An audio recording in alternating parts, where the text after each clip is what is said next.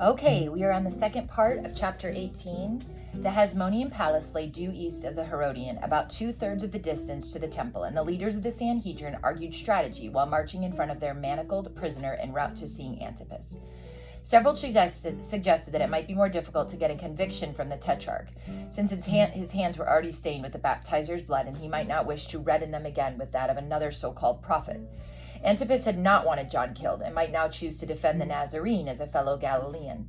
After all, he had not arrested Yeshua during his 3 years of teaching in Galilee, though he had threatened to. But Caiaphas countered confidently, Antipas has shown much more sensitivity to our laws than Pilate. Undoubtedly, he'll convict Yeshua with some fine cooperation he showed us in the case of the golden shields. Since the Tetrarch had few official duties to perform in Jerusalem and was largely on vacation, he and Herodias were entertaining their relatives, Philip and Salome, at a leisurely breakfast when a courier brought news of the imminent arrangement. While Antipas had learned of Jesus' arrest, this development caught him off guard, and he hastily prepared for the hearing. But he was pleased with the turn of events, since he had wanted to meet Jesus for some months. Even before he had finished grooming himself, a mass of people was pressing against the gates of the Hasmonean palace. Officialdom, the Sanhedrin and its prisoner, and a few representatives of the people were allowed into the atrium of the palace, but much of the throng had to wait outside because of limited space. While Herodias, Philip, and Salome watched from the wings, Antipas mounted his tetrarch's throne and ordered the hearing to begin. The priestly plaintiffs produced political charges similar to those raised before Pilate. But this time they did not demur at introducing also the religious issues which had led to Jesus' conviction before the Sanhedrin. Antipas listened intently to the accusation and then startled everyone by his unorthodox procedure. Turning to the chief priests, he said, "Thank you, honored rabbis, for your presentation of the case. Actually, I'm quite familiar with the charges against Yeshua, but I've never yet had the occasion to meet him." Then in an almost kindly tone, he addressed the prisoner. "Yeshua, will you step forward?" For several moments, Antipas studied the manacled figure in front of him, and then he said, "I've wanted to see you for some time. You've been given credit for certain rather magnificent exploits, especially in our Galilee. I wish I could have witnessed some of them." Antipas noticed that the plaintiffs were looking uneasy, even alarmed at his gentle treatment of the prisoner. Jesus himself showed no reaction, but continued gazing into Antipas's eyes. "Several times I looked for you in Galilee," the tetrarch continued. "You probably thought I meant you harm, but I didn't. I only wanted to see a prophet for myself, if indeed that's what you are. John the Baptizer was supposed to be a prophet, but he didn't perform any miracles. And yet you can, I understand. Well, I've never seen a miracle. Why not show us one now?" All eyes shifted from Antipas to Jesus. The chief priests were apprehensive, for Herod's tone was serious, not taunting. What would he do if their prisoner actually performed a bit of magic, declare him a true prophet and free him?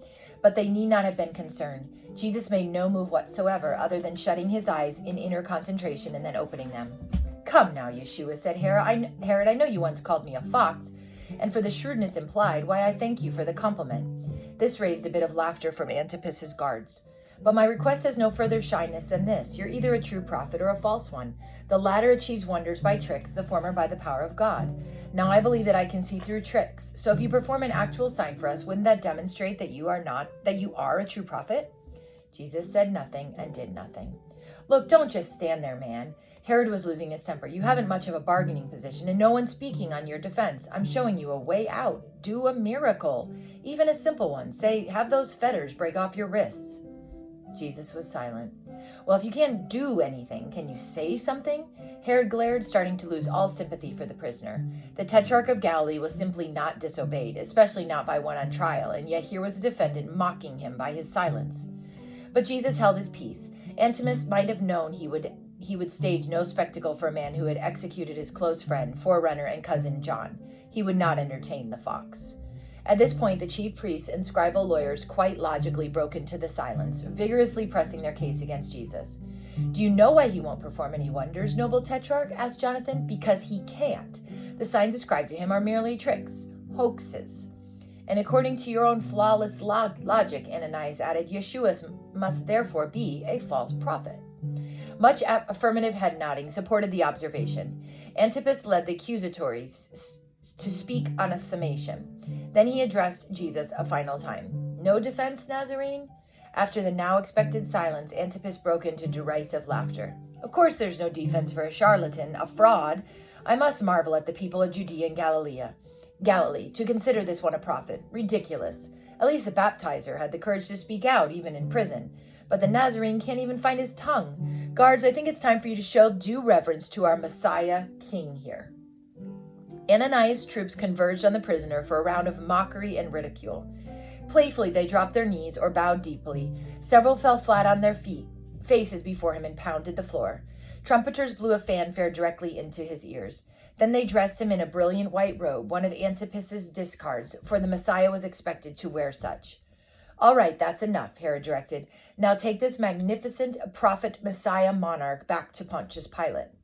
The Sanhedrin thought they had not heard correctly, and Helcias asked, did the tetrarch say back to Pilate? He did.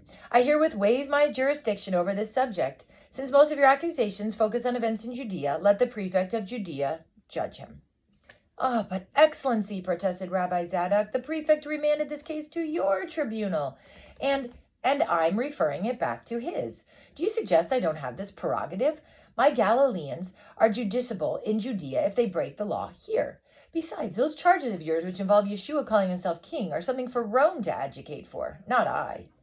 Finally, Caiaphas himself, who had remained silent through Antipas's hearing, approached his throne and said, Worthy Tetrarch, you have protected our most holy faith in the past. You have defended our case admirably, as in the appeal to Tiberius regarding the golden shields and on other occasions.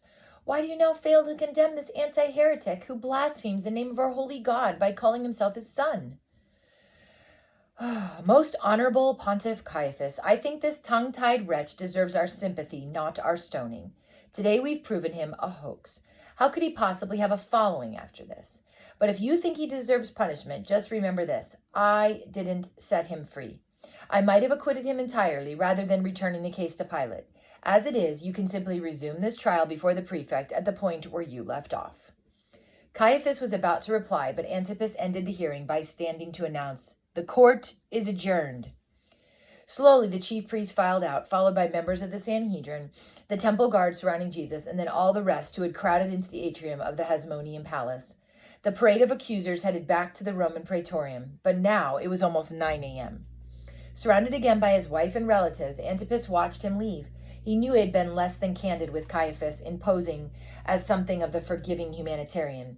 This was only to mask the real motive behind his failure to judge the case.